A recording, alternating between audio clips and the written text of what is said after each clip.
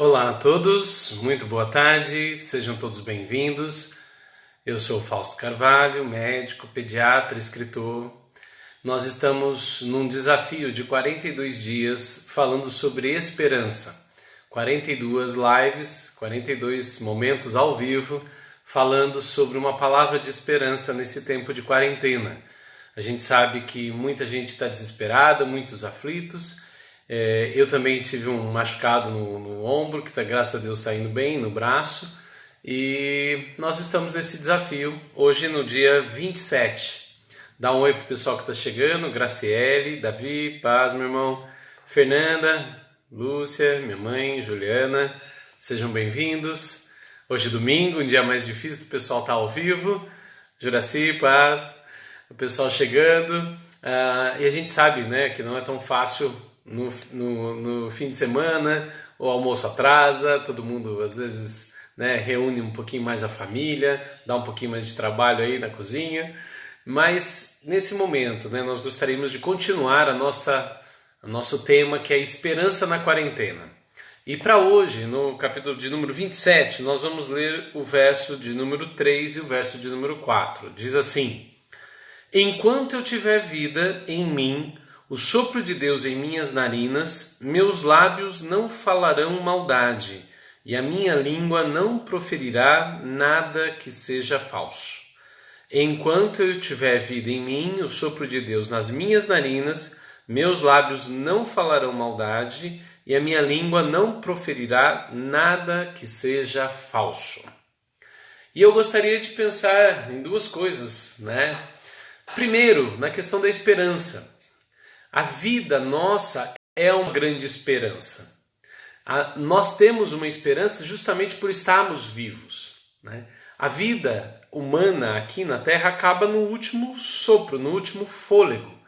E Jó é muito persistente nisso. Ele fala, ainda que eu tenha, né, até o último fôlego, enquanto o sopro de Deus estiver em mim, né, quer dizer, enquanto eu tiver vida. E isso é interessante, porque muita gente se decepciona com as situações na vida e acaba se entregando, se rendendo à depressão, à ansiedade, a dificuldades e começa a achar que a vida não tem mais sentido. Eu gostaria de convidá-lo a ter esperança, porque a nossa vida ela é nossa enquanto nós tivermos fôlego. Dá um oi para a Letícia, minha amiga pediatra, o Silvio, Janaína, que também está chegando, a Fabrício, Pastor Elinho, grande Pastor Hélio, veríssimo, a Jéssica também que está chegando, a Juliana, sejam muito bem-vindos. Enquanto nós respiramos, nós temos uma chance de vida. Eu lembro muito da história, quando eu leio esse texto, da história de Davi, né? Que ele tem o adultério com Batseba, ele acaba mandando matar o marido de Batseba, que vai para a batalha e morre. E quando ela se põe grávida, né, e diz para ele que está grávida e acontece toda essa situação, Davi tenta encobrir aquilo que tinha acontecido de errado. E um dia o profeta Natan chega para Davi e fala, olha, o seguinte, Deus diz que esse filho seu não vai viver.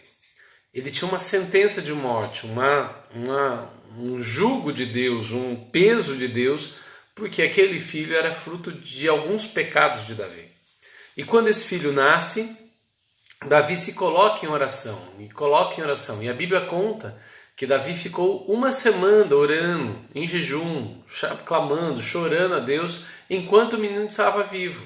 E parece que ele já deve ter nascido com algum problema, porque esse menino não evolui bem, e ele fica ali e vai caminhando, e até que um dia ele ouve algum burburinho no palácio e o pessoal estava com medo de contar para ele. E quando ele descobre que seu filho estava morto, ele lava o rosto e ele põe-se a comer, e o pessoal não entende. Peraí, mas agora que a criança morreu, que ele devia estar triste, chorando, em luto, e agora ele se recompôs, colocou suas roupas, colocou, né, a sua veste real e vem comer? Exatamente por isso. Porque Davi entendia que a nossa vida, a esperança na nossa vida está enquanto a gente vive, enquanto há o último fôlego de vida. O livro dos Salmos, que são músicas que eram cantadas pelo povo de Israel, o último Salmo, 150, ele termina dizendo isso: tudo que tem fôlego, louve ao Senhor, louvai ao Senhor. Né? A nossa esperança, né? Enquanto nós respiramos, cada inspiração que a gente faz e cada expiração é para lembrarmos que a nossa vida é cíclica, que a nossa vida é curta, mas ela está nas mãos de Deus enquanto eu tiver um fôlego de vida. Agora, enquanto a gente vive, outra decisão a gente precisa tomar, que é tomar as nossas decisões e arcar com as nossas responsabilidades. Muita gente coloca as culpas em tudo. A culpa sempre é do governo, a culpa é do presidente, do governador, do prefeito, a culpa é do marido, a culpa é da esposa, a culpa é do filho, a culpa é da minha mãe, é da minha avó, do meu avô, é do meu sangue, porque afinal de contas eu sou sangue espanhol, sangue italiano. A gente vai colocando culpas da gente ser como é em um monte de artimanhas. Culpa é do diabo, a culpa é dos demônios, a culpa dos céus, a culpa são dos anjos, enfim, a gente arruma desculpa para muita coisa. Jó não, Jó tinha perdido seus filhos, tinha perdido todos os seus bens, tinha uma esposa que já não ligava mais para ele, Jó tinha uma situação de vida muito ruim, definhando em vida, usando cacos de telha para raspar as suas feridas. E nessa situação crítica que Jó estava, nessa situação tão ruim que ele estava, ele faz essa afirmação: os meus lábios não falarão maldade, e a minha língua não proferirá nada que seja falso. E aqui eu gostaria de fazer um desafio. Para nós termos esperança, nós precisamos lembrar que enquanto nós temos fôlego, nós temos vida, e nós devemos aproveitar a vida de uma maneira boa. Mas, além disso, eu preciso assumir a vida de uma maneira responsável.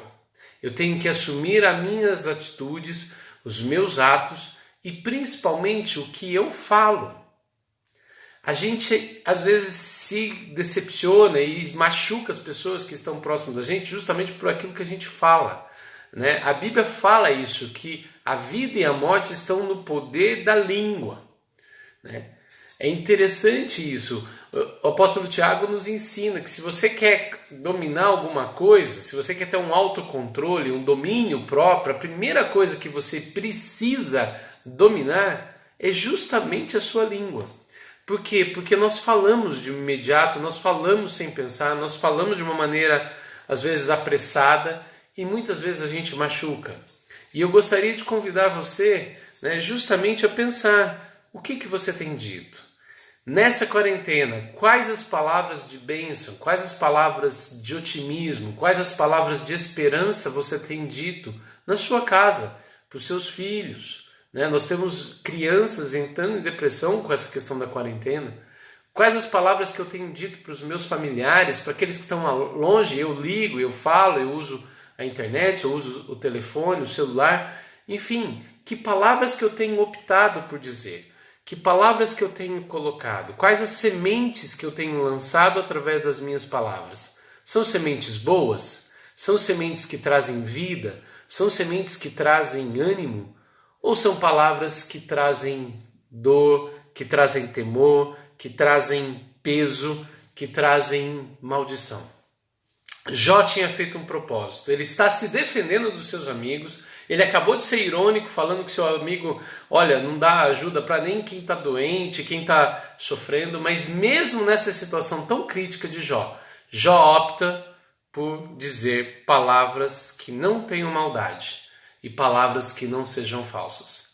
Que você possa sempre procurar dizer a verdade, que você sempre traga palavras de bênção, que as suas palavras, que aquilo que saia da sua boca, seja de edificação para as pessoas que estão ao seu convívio, ao seu redor, quer tenham a mesma fé ou quer tenham uma fé diferente da sua, mas que elas tragam vida, porque afinal de contas, né, o próprio Deus nos deu a vida para que nós prosperássemos ela, transmitíssemos ela através das nossas palavras. Que Deus o abençoe, um ótimo final de domingo e amanhã, segunda-feira, estaremos aqui. Lembrando que hoje é o capítulo 27 dessa série de 42 episódios.